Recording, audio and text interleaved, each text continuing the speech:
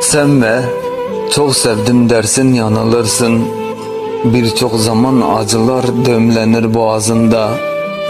Yaşamak istersin, yaşayamazsın. Onsuz bir hayat cehennem olur sana. Gözlerinden yaşlar akmaz, gecelerin uykusuz, rüyaların kabus olur. Dersin hep kendi kendine, o şimdi nerede? Nefes alamazsın, zehir olur günlerin. Hayata tutulmak istersin ama bilemezsin.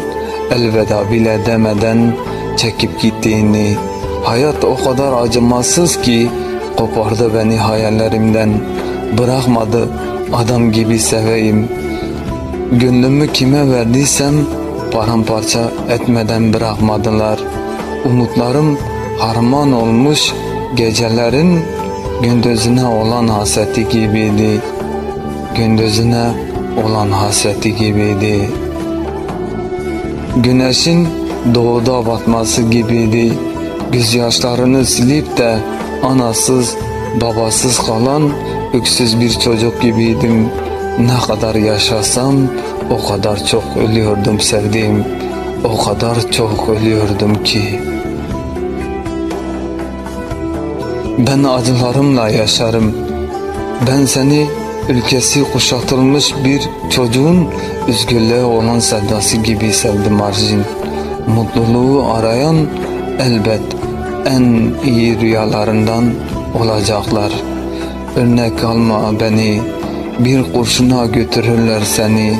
Bedenim zindanlara düşecek kadar küçükse, onurum tarih yazacak kadar büyüktür.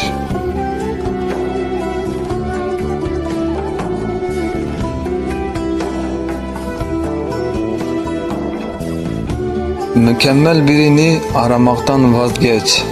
Tek ihtiyacın olan sana sahip olduğu için kendini şanslı olduğunu düşünen biriyimdir işte. Bırakın artık bu ayaklara ulan. Ben mutlu olmayı yarınlara bıraktım oğlum. Yeter artık. Gecemi yasa boğdun, hayallerimi kabusa ulan. Çok seviyorum diyenler birer birer gittiler. Birer birer gittiler ulan.